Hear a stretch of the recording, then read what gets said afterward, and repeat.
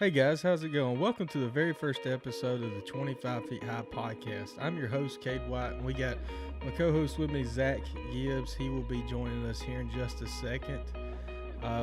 Before we get started, we just wanted to go ahead and list off our sponsors and our partners through our podcast and our YouTube channel. If you haven't checked it out already, please check out our YouTube channel. It's 25 Feet High Outdoors. We do a lot of hunting and fishing on there, predominantly hunting, but we have to do some fishing to cover some content for the non-hunting season months. So before we get started, we're going to list off our sponsors. First off, we'd like to actually talk about a company that I own and operate. Is Alabama Archery Academy. Alabama Archery Academy is your South Alabama Hoyt and Matthews dealer, also providing archery lessons from beginner to national championship levels. Check them out on Facebook at Alabama Archery Academy. Going from there, we have Black Eagle Arrows. Black Eagle Arrows provides superior arrow technology from the tournament trail to the hunting woods. Black Eagle Arrows has you. I'm shooting the deep impacts this year for hunt season. Zach's shooting the deep impacts right now. He's thinking about checking out the carnivores. The carnivores are a little bit lighter arrow. Zach has a 27.5 inch draw length, so he's looking at the possibility of building up some speed. But right now we're trying those deep impacts and love them. They shoot great. Going from there, we also like to thank Threads Custom Bowstrings. Threads Custom Bowstrings is family owned and operated, providing the fastest turnaround time in the industry on your pre-stretched bowstrings. If you are in the market for a new set of strings, check them out, give them a call. Threads Custom Bowstrings, tell them 25 High sent you. And last but not least is actually our newest sponsor, and it is Native Scents. Native Scents is an Alabama owned and farmed raised deer urine scent company. They are 100% natural, collected for hunters. Native Scents, we get results. Alright guys, well, we're really excited to get this thing rolling. Y'all, this is our first podcast, so if there's any audio problems, we are still learning. We will get all this stuff figured out. I really appreciate y'all sticking in there and staying with us. We're going to get this thing rolling, and welcome to the very first ever 25 Feet High podcast.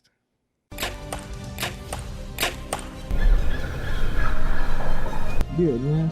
I'm so grateful for the Lord allowing me to harvest this beautiful buck. I got a freaking giant bass. 25 feet high, baby. This is awesome. All right, guys, welcome back. Today we're going to be talking about the new Alabama baiting law, and is it good or bad? And now we got Zach with us. What's up, guys? You ready to get this thing rolling? I'm pretty excited about starting this podcast. How about you? I'm a little nervous, honestly. A little nervous, yeah. My excitement is about 50-50 on I'm ready to get it started, and then the other half is I'm scared to get it started. Yeah, pretty much. Yeah. But what you think about it? We're going to cover all the details and laws and stuff on the new thing by what we understand. I pulled most of this information off the Outdoor Alabama website. So if we get any of these facts, let's not say wrong, but not fully correct, y'all make sure you do your own research and stuff like that. And I guess prices are subject to change on the permits and stuff like that, but more than likely it's looking like they have it all set out pretty well. But disclaimer, we're not game wardens, yeah, nor lawyers. Yeah. So, yeah. The first thing is, what's your opinion, Zach? Do you think it's just in one word, good or bad? Do you think it's a good thing or a bad thing that now you can hunt over bait in Alabama? Or do you want me to explain or not? I guess we'll get into it later. Yeah, we're gonna cover that. But all right, so for what we understand, the new law is you must buy a bait privilege license. The cost for residents is $15, and this is on top of your normal hunting license cost. The residents $15 and non-residents $51, and that's for the year. That impacts Zach a little bit more than me because Zach is technically a non-resident of the state of Alabama. He lives in Florida, but hunts predominantly in Alabama. But I'm an Alabama resident, so I get to pay $15 while Zach has to pay $51. I have to pay overall, like, I think it's like $360, $370, something like that. It's rough, but it's better hunting than Florida. That's a fact. Yeah. It definitely, your chances of killing a bigger deer in Alabama just increase a lot whenever you're talking about just driving across that state line. They grow like 10 inches. I don't know what it is, but honestly, there's more big deer, what I consider a big deer per capita in Alabama from what I've seen. Yeah, it's like our average grows up like 10 inches. That's just a rough estimate. I mean, if you kill a 100-inch deer in Florida, right? I mean, just 5 minutes down the road from the state of Alabama, it is You're doing good. Hoss. But if you kill a 100-inch deer in Alabama, right where we're at, you killed a good buck. You just didn't kill anything. Nothing too special. Yeah, nothing exactly impressive. But with that, you can still hunt without buying the corn privileges, and you still can bait without buying the corn privileges, but you have to revert back to the old law, and the old law is you had to be out of the line of sight and 100 yards away from your corn feeder, corn pile, whatever broadcast, whatever your source of feeding was. Which I will say this is Facebook lawyers, so don't take it with a grain of salt, but I saw with there were Alabama DNR or whatever Facebook messages to people who asked the question, does that mean we can just put it behind a hay bale or something? And basically the DNR was saying that you had to be, you couldn't hunt a deer going to or coming from the bait, which is just a ton of gray area, and it seems like bad either way. Because like you could be hunting a trail that's not directly leading to the bait, but have bait 100 yards away, and you could probably still get a ticket. It's just a lot of gray area, and it's tricky. Yeah, last year I listened to the Alabama Fish and Game did like a live stream on Facebook, and I was listening to it, and they asked the question about what is technically out of the line of sight, and they told us, the actual game warden and the DNR officers that were at that or doing that live stream said it was up to the game warden's decision on whether or not it was okay or was out of line of sight. And that's just open to too much speculation, in my opinion. I like to have like, this is the rule. Yeah. Do not break this rule, like a defined line. But it wasn't defined at all. Not at all. And that could be, like, technically, well, I don't know if this is going to even be related, but the gray area could be talked about, like, if you have LED lights on the front of your truck and you have a rifle in your truck, you could technically get a ticket from a game warden saying you're shining deer. Yeah. Like, there's some game wardens you could put a 400 pounds of corn behind a hay bale in the middle of a food plot and shoot a deer right next to that hay bale, and the game warden wouldn't think much of it. But there's some game wardens where you could be 100 yards away from one kernel. Yeah, from one kernel, and you get your hunting privileges taken away for 5 years. Yeah. It just depends. Yeah, I don't like my laws being up to a person's opinion and point of view. I like to have a hard cut copy of the law. But I think that I'm thinking this new law is gonna make the state more money, because there's gonna be more people that just buy it, even if they decide not to hunt over corn.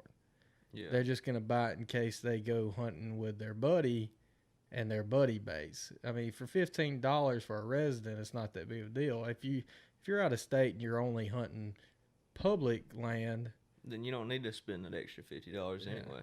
Yeah, because you're not allowed to bait on public land, from everything I've ever read. Yeah, that's a big no-no. Yeah, you can't do it on public land, but so this is pretty much is just going off of private land, which is actually what most Alabama hunters do. Also, I don't know if you can hear it. I think I can hear it a little bit through the headphones, but there is a train going by in case you hear something. Yeah, I live like 100 yards off of a train track, guys, so that's liable to pop up on occasions. Every now and then. Yeah, but like, so just to talk about how it's going to affect the state of Alabama as far as,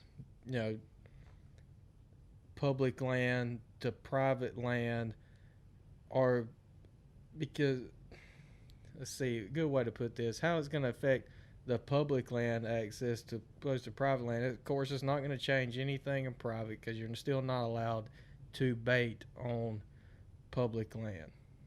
Did I say that backwards? I think so.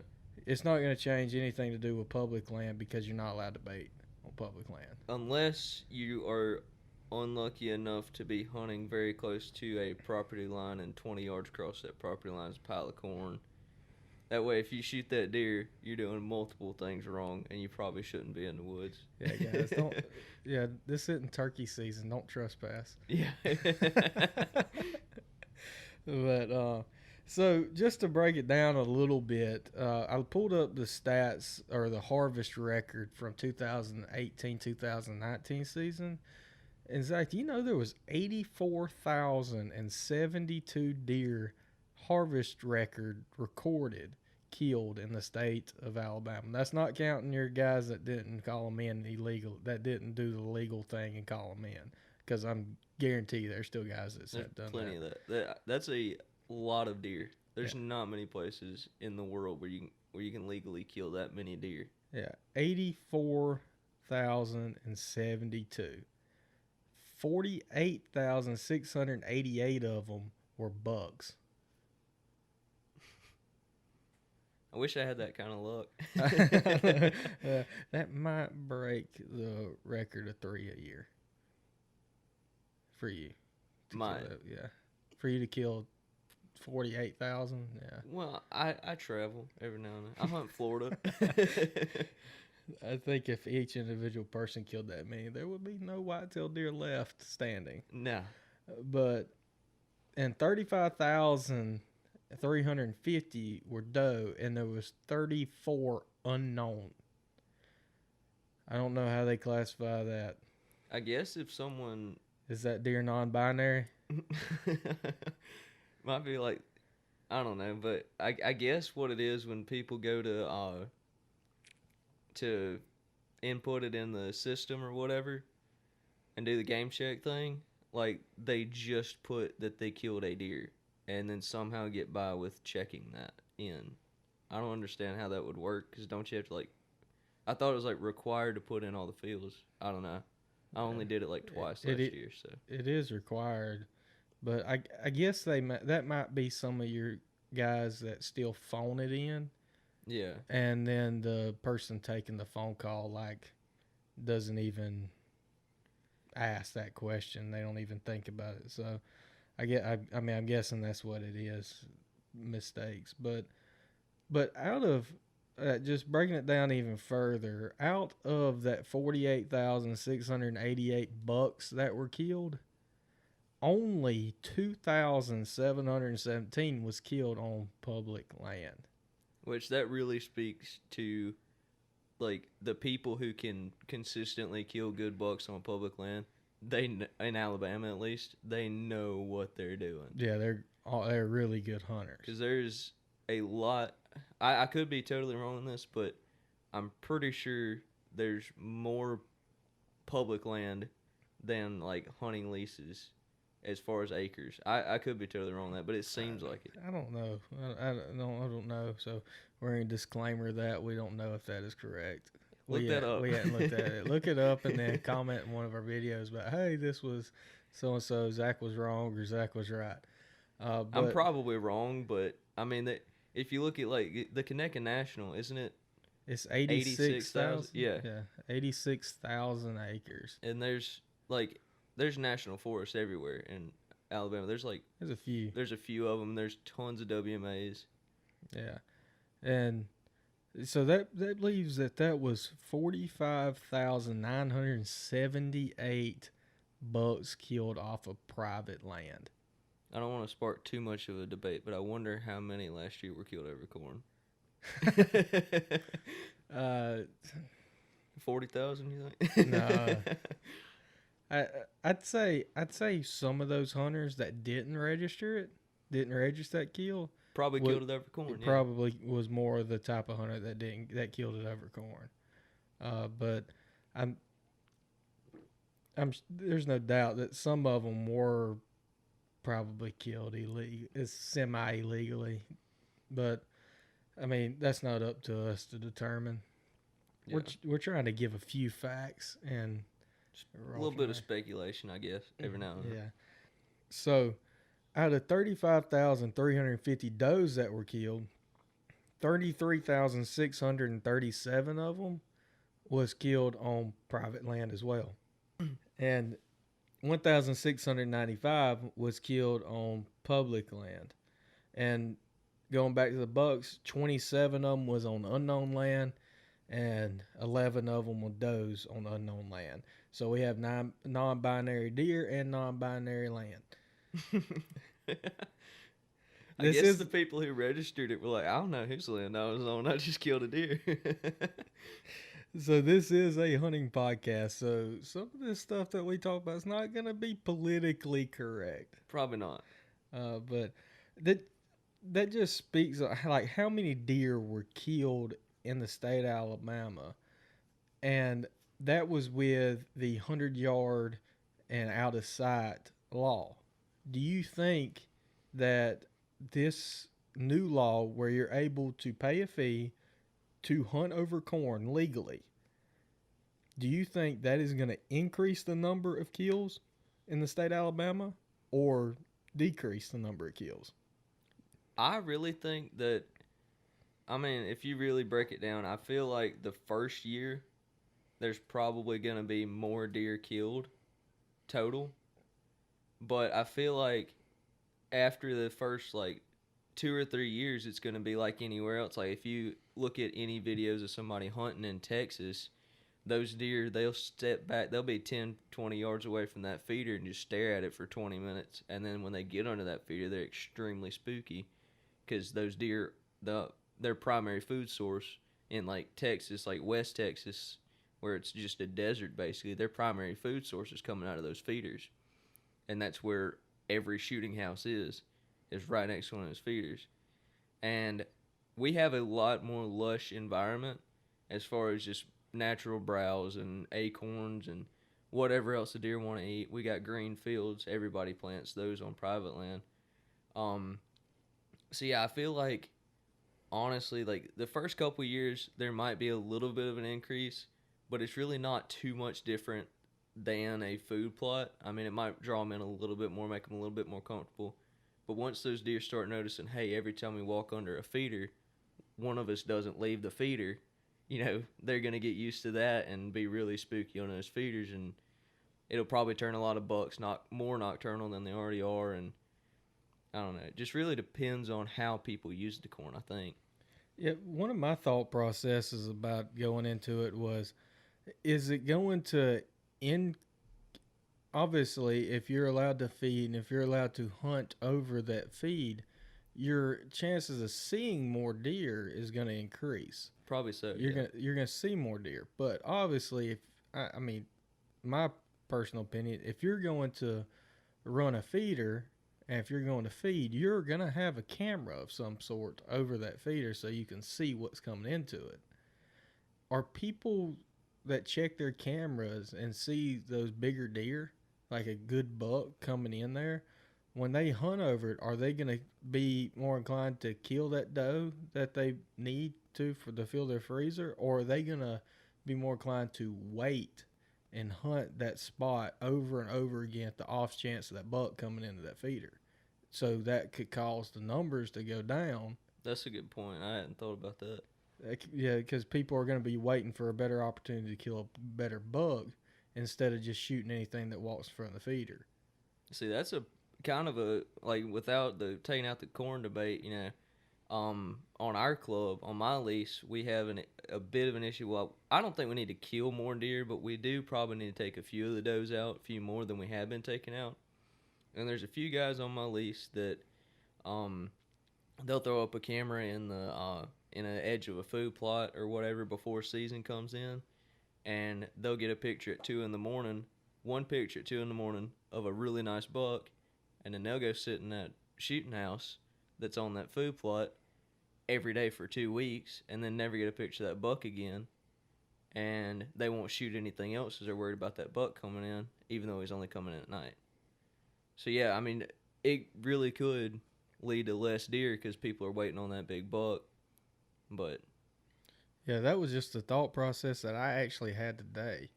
I was talking with a customer at the shop, and we were talking about the new baiting law, because his lease, or actually family land that he hunts from time to time, borders up to this big lease that has tons of good bucks killed off of it every year.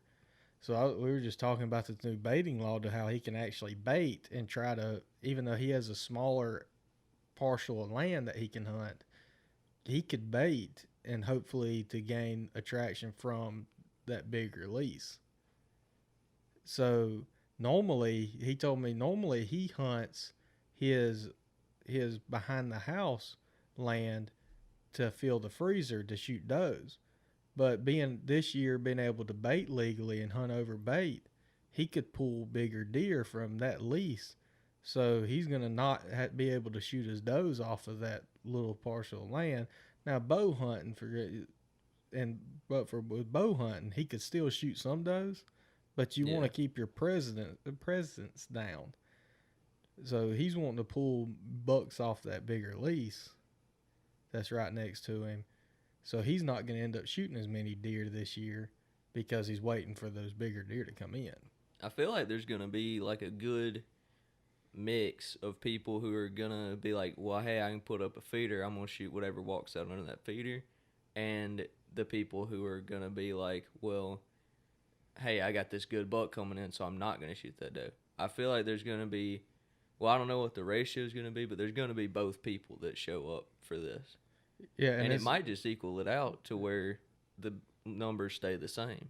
Yeah, they might end up coming back very similar to they did the year before, because like you can automatically take out of those statistics, you can automatically take the public land aspect out of it because you can't bait on public land, but you can bait very close to public land. Yeah, if you are on a lease that borders it. Yeah, I mean. Another thing that I wanted to kind of throw in here, I was thinking about before the podcast, or before we started recording, I don't think, even if you throw out 400 pounds of corn every week, you're not going to change a deer's pattern drastically. So it's not like if you know there's big bucks on a section of public land that borders your private land, you throw up a bunch of corn, you might get some of those bucks, but most of those bucks are going to stick to their same or very similar patterns. They might be like, oh, there's corn over there, I'm going to go munch a little bit. But, I mean, no matter what you do, even no matter what kind of bait you put out there or whatever, you're not going to change, or at least in my experience, you're not going to change those deer's pattern very drastically. Yeah, and the main thing what you're going to end up doing with bigger mature bucks is, like, I highly doubt there's going to be any mature bucks killed over a feeder, unless you put the feeder in the natural travel route of that buck, or very close to it. Yeah, because big bucks do not get big being stupid. They only get stupid one time a year, and in South Alabama, it's somewhere around January the 20th to February the 10th that actually runs into turkey season a lot of the time, that's the rut. Yeah, that's another thing. I've seen plenty of fresh scrapes in March, late March, and early April. Yeah, and that's a podcast for another time talking about that. But yeah, I don't think that you're going to actually kill any mature bucks off of the public, or off, not off, but off of the feeder directly, because those if it's bucks, in like a food plot. you may just so happen to be feeding as a buck comes into a food plot, and he may go to that corn because it's there. Yeah. But I don't think you're necessarily going to kill mature bucks over a feeder, because they obviously didn't get to be a mature buck by being stupid. If they're going to go into a feeder, 90% of the time it's going to be in that nocturnal time, to where that's when, that's what usually when bigger bucks feed. Yeah. Usually when you see them out and about during daylight hours, it is traveling routes from a early morning food source before daylight to get into a travel route from bedding and stuff during the middle of the day to go into that food source for after dark. Yeah.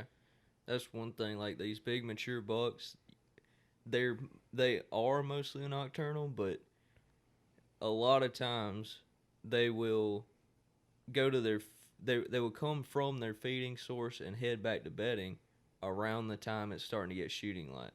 Yeah, most of the time they're gonna, or at least my experience with hunting my lease is, you're gonna early season, those deer are going to travel pretty much for the most part of the night. They're gonna bed for quite a while during the night, but they're gonna get up. They're gonna feed before daybreak, and they are going to feed after. They're gonna bed down all the way to that afternoon, and you might catch them. They're gonna travel in, so you're gonna feed. They're gonna feed at night, all the way to right before daybreak. Then they're gonna travel back to their beds, and which then usually isn't too far, because they don't exert too much energy. Yeah, and then they're going to travel back, and you can catch them before that nighttime. They're going to travel to their next food source, and you can kill them on their way back to bed or on their way to the food source before they get to it. That's how I killed Mohican last year, is he was in between two food plots that I had pictures of. I just found the trail he was on. So he was on his way. He got done eating early that morning, had pictures of him on the trail camera in a spot before daylight. I hunted him in this middle point, and he went down after he ate in the morning time, bedded down, and then I killed him on the trail as he was more than likely working himself to the other food source, being food plots. So I killed him kind of on that travel route at around 4:30 in the afternoon. Which that kind of explains, like, it's not gonna always be like the 5 minutes before or 5 minutes after shooting light starts and the 5 minutes before shooting light ends or whatever. Like they're gonna move before dark and right after day most of the time, but it varies. And you could get, like, on some public land that I hunt every now and then, you're gonna get a lot of midday movement. I mean, you really gotta know what you're doing, I guess. I don't know what I'm doing, but I'm trying to figure it out. Yeah, we get lucky from time to time. That's a fact. But you're more likely to get lucky if you spend more time in the woods. If you don't spend any time in the woods, you will not kill anything. That is a proven fact, unless you are driving down the highway and one runs out in front of you. Or if you got a feeder out your back window and you roll down the window every now and then. Yeah, I don't think that's technically hunting. I think that's more of a see deer, shoot deer situation. Yeah. But also expanding more on like the food source type stuff. If you've watched any of our videos, or if you want to watch, this kind of explains like what I did to kill my first ever buck with a bow and my first buck on public land, which was last year. I found a spot which was, I'm assuming, a primary food source, a very primary food source, because we were actually, the weekend before season open, my dad was telling me, before bow season open, we were planting food plots. My dad said, hey, there's a good spot to hunt right up here. And so I was like, okay, well, I walked back there while we were planting food plots and noticed that there was a ton of oak trees, and in this one particular spot, the ground looked completely torn up, and it was all deer tracks. It looked like a group of hogs had come through here, or a rototiller or something. So I was like, well, I'm gonna be here as soon as I get a chance. I climbed up the tree. There's acorns falling, and I'd been there for an hour. It was like 4 o'clock, I think. I hadn't been up in the tree long at all, and I turn around and there's a buck behind me. You know, and that was, I'll be honest, it was 100% luck. But looking back on it, I was hunting a primary food source early season when those deer have not been pressured at all, and I got lucky. Yeah, and you failed to get the actual shot on camera. We don't have to talk about that. Yeah, I'm gonna get redemption this year. That's kind of key when you're self-filming a hunt, is getting the kill on camera. I ended up getting a kill on camera, like 4 months later. Yeah, with your handgun. Which was also an awesome video that you should definitely go check out. Yeah. And by the way, I know that if y'all obviously just found us on our podcast, if you found us because of this podcast, if you hear me talk about a deer named Mohican, he was a buck that I killed last year, and you should go check that video out on YouTube, or you can check that video out on our Facebook page. I just kind of went back and what I like to call remastered the edit, because when I originally edited that video, I was new to editing. That was like my third video ever, so my editing kind of was terrible on it, but I think I made a little bit better version, and it's posted on Facebook if you want to check it out. I should probably watch that. Yeah. I shared it. As of recording this, I just posted it today as we record this, but Mohican is my biggest buck to date. He was a 8 point, 17.5 inch spread. He ended up scoring like 118 and some change, but he's my biggest buck to date, and hopefully gonna try to beat him this year. He's my biggest buck to date, bow and or gun. So I got one deer on camera. We're not gonna talk too much about that, but as of right now, that I think's got a chance of edging him out if I can figure out how to get on him. Yeah, that's a good buck. Both of them are. Mohican's like, that's just an awesome story all the way through. But before we get done with the podcast, I kind of wanted to go back to the good or bad thing. Mm-hmm. Because I mentioned I was going to expand on that. And and instead of or. Yeah. So I kind of expanded on it a little bit, but basically my thinking is it could be good for some people, could be bad for others. Now, if you're trying to get a kid into hunting, if you're trying to get youth into hunting, I would strongly suggest put a feeder in the middle of a food plot and let that thing run as hard as it can and get as many deer coming to there as you can. And pull that 223 out. Yeah. And because kids, if they're just sitting there not seeing a thing, I've never really hunted with a kid. I've been a kid before, if that counts. That's a barely any experience, but we'll take it. But I know I was a pain when I was a kid. I probably still am, but it's tough to hunt with kids, especially when you're not seeing anything. If you can get some action in there, it's really gonna help them. From what I've heard, at least, it's gonna help them like really get into it and know what to expect and get really amped up. Like, hey, there's a deer, you know. Mm-hmm. But and also it could help you figure out some big bucks if you get them coming into a feeder every night just after dark.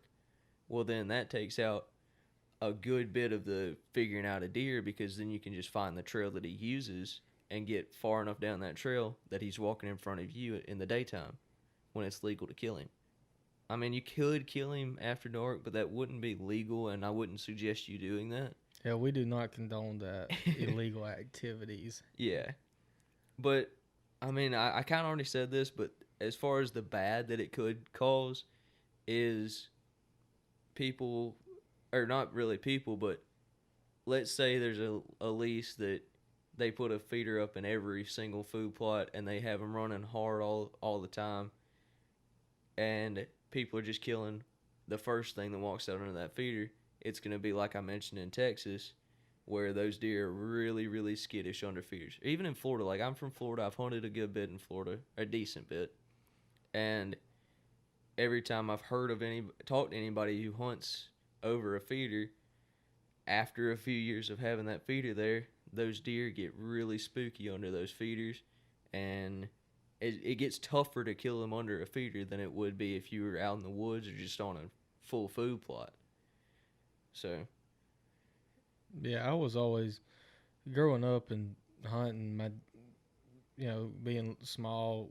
Back when I was small, yes, that was a time. Zach. Are you sure? Yeah, there was a time where I was a small kid, but with my dad taking me and stuff like that, like my dad worked a lot of shift work when I was growing up, and so he would basically go hunting with me and use the time of sitting in the tree to sleep. Now, we had our great times, but like when it was just dead time, he would be sleeping. He'd be like, "Hey, wake me up if something walks out." And so, see, I was usually the one that told my dad to wake me up when something walked out. yeah, see, I was always that one that like, man, I still like I fall asleep and like if I've been hunting hard, I'll fall asleep in the stand just incidentally. But 90% of the time, my head is on the swivel. Oh yeah, Like every sound. There's a deer. Yeah, there's a deer. It's I think squirrels are pretty cool little creatures, but I freaking hate them during hunting season because every one of them you hear, you're like, oh my goodness, that is the biggest buck ever walking my way. And then you sit there and listen to it like, oh my God, he's coming. Yeah. And then 45 minutes later, you turn around and there's a squirrel 100 yards away. Yeah.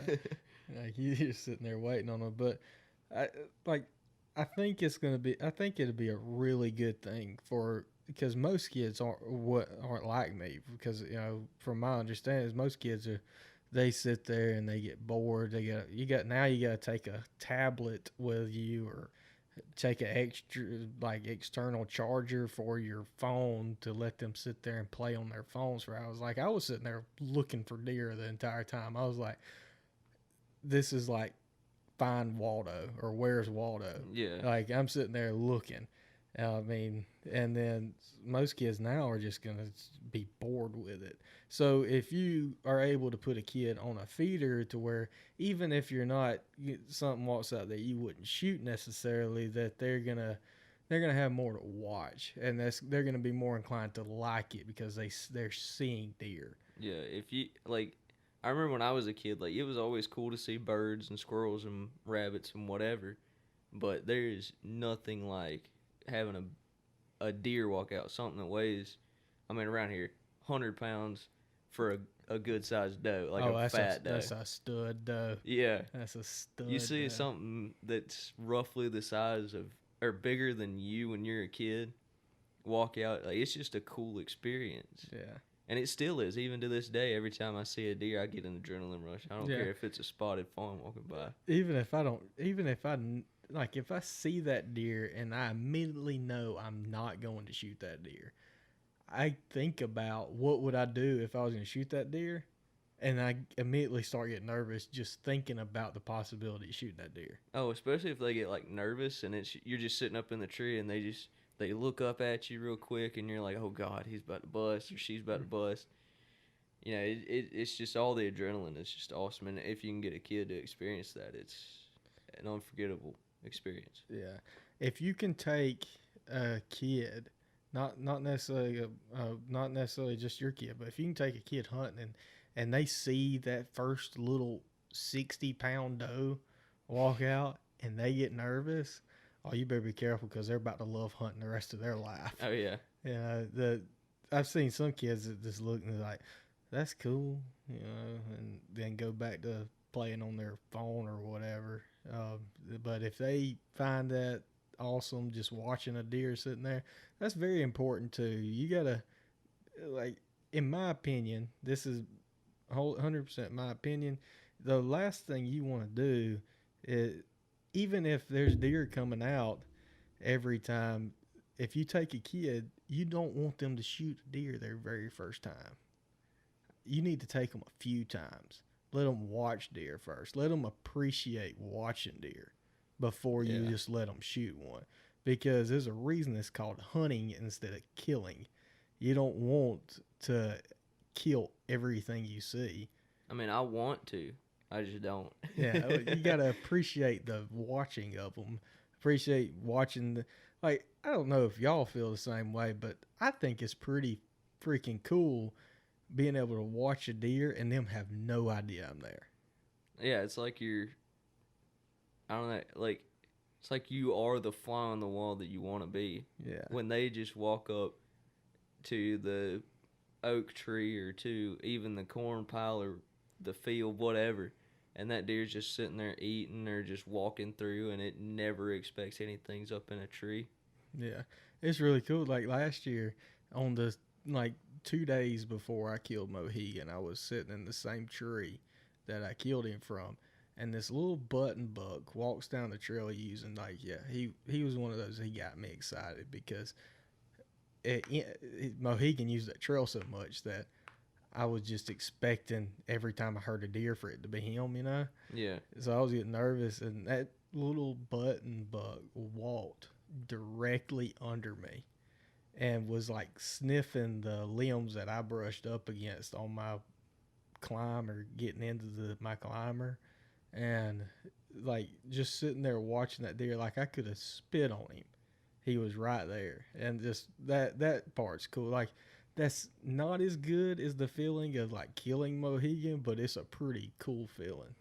And it's also the buck that I killed last year. He was in, I guess, a bachelor duo is what you'd call it. There's a little 3-point walking by him, and that deer literally was licking the branches that I had brushed up against when I climbed. But sadly, when I turned on the camera, he looked up at me and was like, "Hey, that's a really weird looking squirrel." And he didn't want to hang around too long, but I got lucky. But yeah, I don't know where I'm going with that. They look, when the deer look up at you, they's that's about 2 raccoons sitting next to each other. It's about that size. They're like, that wasn't there last time. Yeah. But I know we kind of got off on a little thing. I mean, it's kind of related there, but I mean, all of that's pretty much related. Getting a kid out in front of a feeder, whether or not it's legal to do that or so. So I think there's definitely a lot of positive sides to being able to bait. I think there is going to be some downfall because of it, it's just whether or not it's the good outweighs the bad. Yeah. Another thing that I just sort of thought of, a lot of people diss on corn piles because of the CWD thing, which, from what I've heard, CWD is a lot more potent in more clay-type soils. So I don't know if it's really ever going to catch on down here in South Alabama and North Florida and all that. It's possible, and corn could be something that enhances it, but it's just hard to tell right now. So it's going to be interesting to see what happens as far as that. I really hope nothing happens. I really hope CWD stays up north. Well, yeah. I hope it goes away, but... Yeah, well, that CWD thing, that's a whole other tangent of talking about stuff because... It is, but... I mean, it's a terrible thing. There's no doubt it's a terrible thing, but it's been in Arkansas for, 10 or 15 years now? A while. Yeah, a long time. And they're overall I have friends and stuff, or we have friends that are from Arkansas, and their overall deer population hasn't changed. But really. In other places it has. In Wisconsin, Wisconsin, it fluctuates solely dependent on how prevalent CWD is that year. Yeah, I honestly think CWD is more one of those natural cycle things to I think eventually deer adapt to it to be able to overcome it, but I think it's more one of those natural cycle things because if you watch through the history of populations, there's increases and decreases, and it just may be one of those things. Now, if we can do anything to stop it, is humans and hunters, then we need to do what it takes to stop it, you know.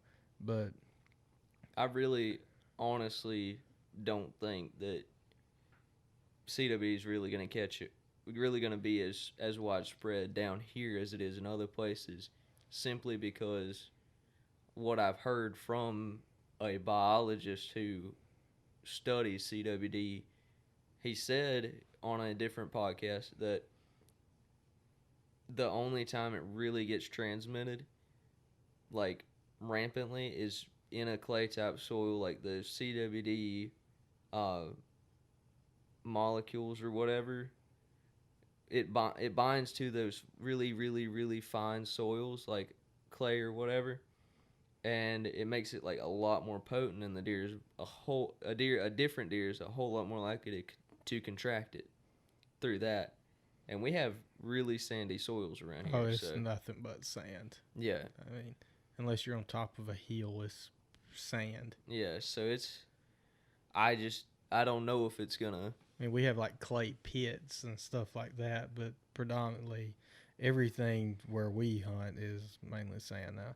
But as of today, there's still not a found case of CWD in the state of Alabama. I think there's only been one in Mississippi. I think there's been a couple, but it was just like, I don't know. Less than 5. Yeah. Yeah. And I don't think Georgia has found it yet. I don't think so. I'm pretty sure Tennessee has just a little bit. And I know Florida hadn't. No. Because, so I don't think that's I mean, especially if the sand thing really comes into effect there, Florida really doesn't have to worry about it. Yeah. Because if that's truly what can stop or make it spread. We're not biologists, by the way. Yeah, and by no means. We're just avid hunters and avid podcast listeners. That's a fact. Yeah, so how we got started with doing this, because we just liked listening to podcasts so much, and we liked, Zach especially really likes to talk. Yeah, so, I do. So we said, hey, let's buy this stuff and let's just start talking and hope you guys listen to us. Yeah. Because I think we have some pretty different perspectives. Like me and Zach agree on a lot of things, or we agree mostly on hunting, but we also think about things differently and try to bring in. So we got like 2 different complete perspectives on some things. Yeah, that's one thing that I'm going to try to emphasize a little bit, kind of through this podcast and kind of through our videos, which we kind of already have. I just said kind of a lot, but kind of a few many times. I kind of hunt. Kay's got a really nice lease, and they've got really a lot of really nice deer, and he really knows how to hunt that land, really used to that. And I have a not as great lease. It's a little bit smaller. It's a lot more pressured, I think. But I hunt my lease and public land about half and half, and I really like how we have both of those perspectives.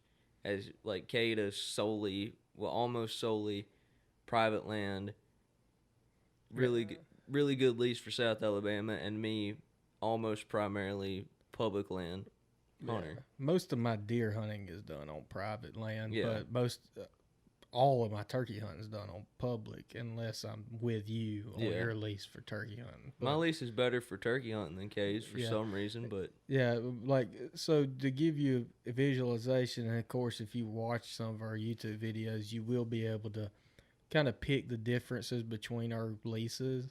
But like my lease is a planted pines. It's just 100% planted pines that is burned every couple years by the timber company with hardwood bottoms.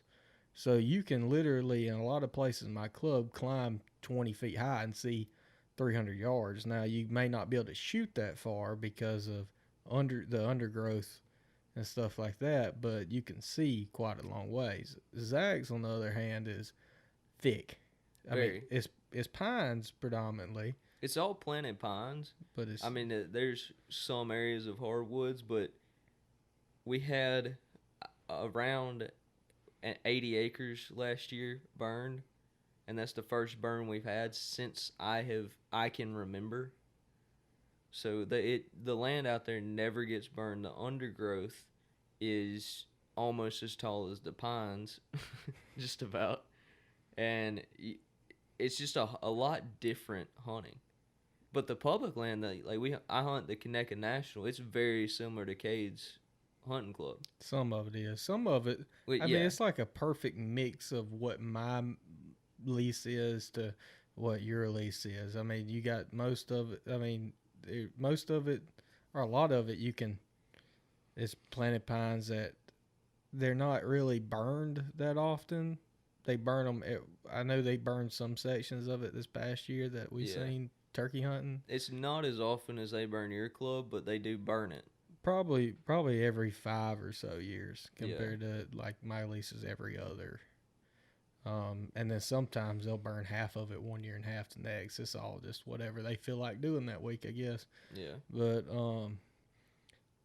so we got two pretty good different perspectives of what areas we're hunting, even though our leases are like 20 minutes away from each other. Yeah, and my lease literally borders the Conecuh National on like half of it. Yeah. So we really like to show the perspectives of the two biggest, I think, environments of South Alabama. Mm-hmm. Don't get me wrong, I love getting out there and doing some public land hunting, but I pay I about go broke every year paying my lease fees. So I'm gonna spend a lot of time hunting where I pay to hunt. Exactly, and that's how most people are. Yeah, so who have a lease. Like, I mean, we've gone and we've hunted the Cahaba WMA. It's the WMA, right? Yes. Yeah. The Cahaba WMA up around, was it Coleman? Not too far from. It's like an hour not too far away. from Clanton. It's like an hour away from Clanton. From Coleman or from Clanton. I mean, yeah. Yeah, it's like an hour. 45 minutes. Yeah, we stayed in Clanton because we were gonna hunt the Coosa, and the Coosa just so happened to be closed that weekend. We didn't do our proper research. The Coosa was closed for a youth hunt weekend, so it was either drive an hour to hunt or not hunt at all. Yeah. So we drove an hour to the Cahaba. But we also turkey hunted the Tuskegee last year. Yep. That was a disaster. So no avail. Yeah, we heard one turkey gobble, and it was like 600 yards onto private land. Yeah. So that didn't work out the way we thought it was, but it was fun. Yeah. Like, I love getting out and seeing new land, and hopefully, if everything goes as planned, we will be going to hunt some public land in Missouri this I'm year. pretty pumped for that if we can make it all work. Yeah. So if we get that done, you'll obviously see some videos from that and a few podcasts spring up from the Missouri camp. But I'm overall I'm excited about this new baiting law. I don't know how much I'm going to use it yet. Obviously, I am feeding right now. Yeah. I am running feeders and cameras just to get an idea of what's there. Which I feel like that's what a lot of people did. That could just be me only talking to a certain population of the southern Alabama hunters, but I feel like a lot of people have for years fed up until that 14 days before season like it was in previous years. 10 days? 10. Either way, I feel like a lot of people fed up until then to see what was there and then quit feeding before season to keep it legal. Yeah. But that's my thing. Like, I feel like now I definitely have feeders out. I'm pouring corn out on a couple spots, but I'm a little bit more interested in what the deer naturally do without the corn.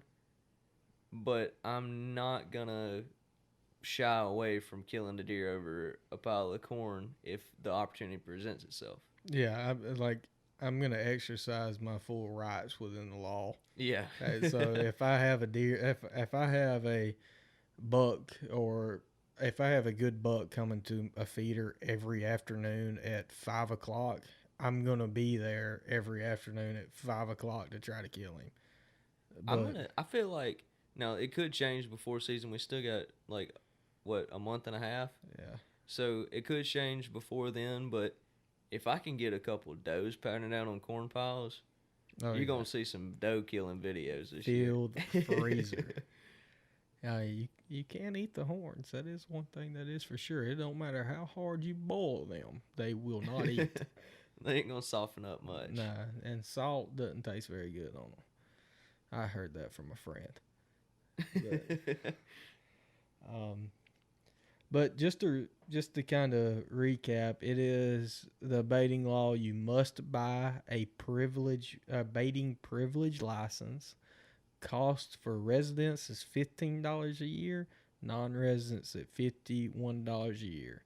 If you do not buy a baiting privilege license, you still can bait, but you have to be 100 yards and out of the line of sight. Again, out of the line of sight is contingent on what game warden walks up to check you. Whether or not, so be nice to them.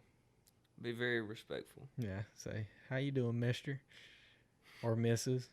Whatever. I don't know if we Yes, have sir. any. No, sir. Yeah. Please and thank you. All that kind of stuff. Yeah, so, I mean, being nice to game wardens will get you a long way. Because they're used to getting yelled at. You know, I'd assume so. I mean, I've never yelled at a game warden. Have you? I've never yelled at a game warden, but everybody I've ever talked to that's ever ran into a game warden, a lot of them has, not all of them, but a lot of them has yelled at them. Because, I mean, I quite honestly, it depends on, like, if I know I'm legal, I'm going to be, like, if I'm 100% hunting legally and a game warden walks to check, I'm going to be a little bit frustrated because he's ruining my hunt. Yeah. But, like, I mean, you got to think. Which I've never been checked at all while I'm hunting anywhere. Like, every time I've been checked, it's been either at a boat landing or on the side of a road. I've never been checked, period. But, I mean, knock on wood. But I mean, I have some, obviously working in an artist shop. I meet a bunch of people, but I mean, I've talked to a bunch of game wardens. Main thing is I just try to keep it as legal as possible and hope I don't do something wrong on accident. Moral of the story is read the laws, take them to heart, and don't think, well, they're not going to enforce that. Yeah. And if you want, here's my thing, like, I don't really want to start some huge debate, which I don't think we are, I mean, but I don't want to start a huge debate on whether or not you should pour corn out. I think if you don't want to, don't do it on your lease. If you want to, go ahead and do it, now that it's legal. Just know, if you don't do it, your neighbors are doing it. Which, another thing you can do to kind of mitigate that, if you don't want to hunt over corn, but you want to keep your deer and not let them go on the neighbor's property, get you the biggest, baddest feeder you can and put it right in the center of your club. Or put 4 or 5 of them out. Just don't tell anybody where they're at and don't hunt over them. Yeah, instead of buying like 10 $80 feeders, buy one 500-gallon feeder. Yeah. And then put it right in the smack dab middle of your lease. And tell everybody not to hunt it. Mm-hmm. And just keep it like a sanctuary. That would actually be a good strategy, probably. Keep it as a sanctuary where they feed. That's kind of what back that's kind of what we've done all the way to this year is, pretty much feed in the center of your club. Don't hunt over it. Keep it 100 yards and out of sight. Now, I mean, I've hunted trails off of it, but at a out of the 100 yards line of sight thing. Yeah. But, like, you clearly out of sight. Like, more of the lines of 200 yards and hunting trails that led to it. Yeah.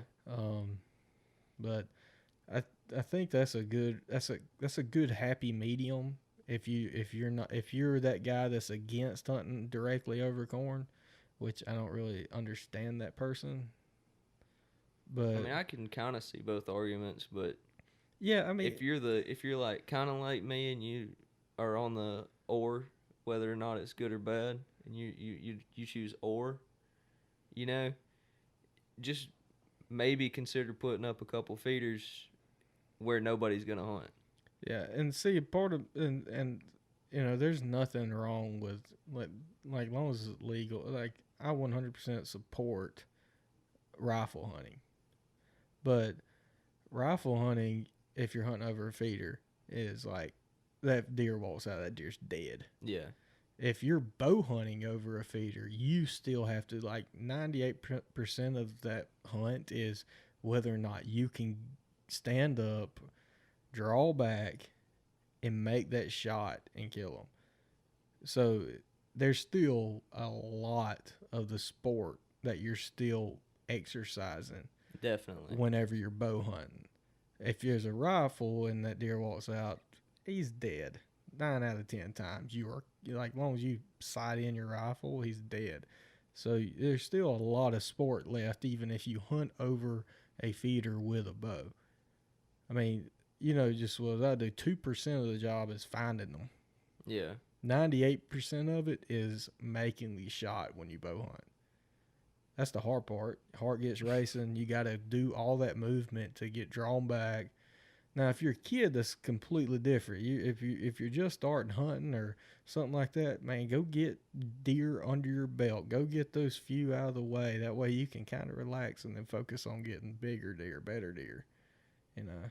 Or just figuring them out without corn if you want to go that route. Yeah. Yeah, because, I mean... And especially if you're hunting in public, you probably don't need to put a feeder up in your favorite spot. Would highly recommend you not put a feeder on public. Yeah. Good way to get caught because, you know... Feeders make noise. One or two things are going to happen. Either you're going to get caught or you're going to get to your spot one day and somebody else is already going to be there. Yeah. So, but I think we're about getting ready to wrap this one up. I'm a little tired now. Yeah, as we record this, it is 12 o'clock at night. So, I really appreciate y'all watching. Zach, you had any closing statements that you want to make? All I'm going to say is, I've already said it, but if you want to put corn out, put corn out.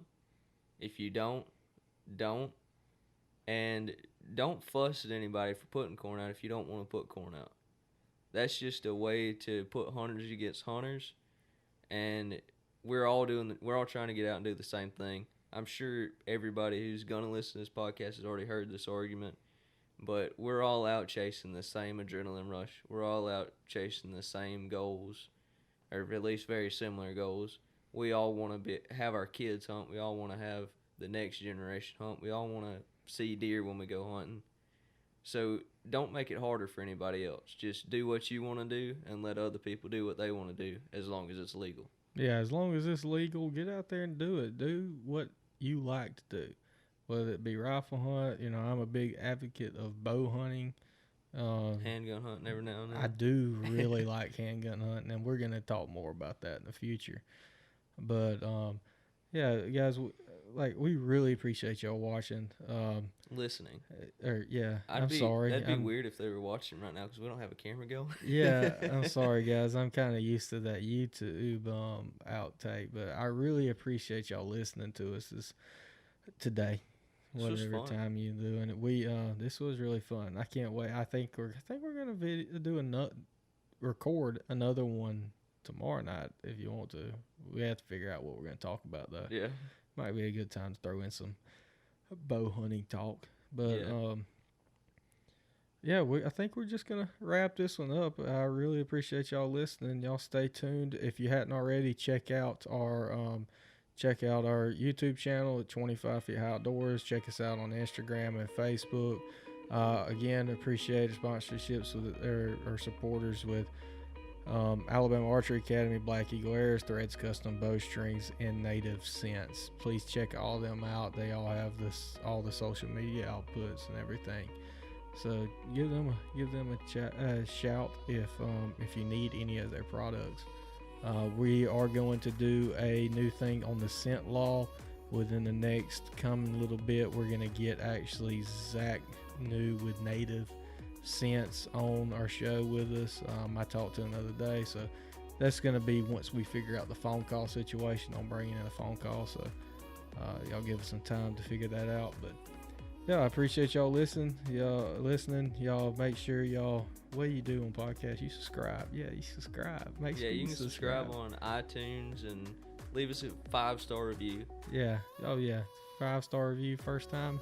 I think, isn't this podcast going to be available everywhere pretty much? It's pretty much going to be available anywhere. Obviously, if you're listening to this, you already know this, but it's going to be pretty much available on all your podcasting networks. But y'all stay tuned. Y'all remember to live your life at the 25 high life. Get outside, get outdoors, get ready, go fishing, go hunting, everything that you would do there. And remember to thank the Lord that you get every day, that you get this opportunity to spend time outside. And with that, another thing I want to throw in real quick, I know you can't see this, but me and Kate are both wearing these awesome 25 feet high outdoors hats.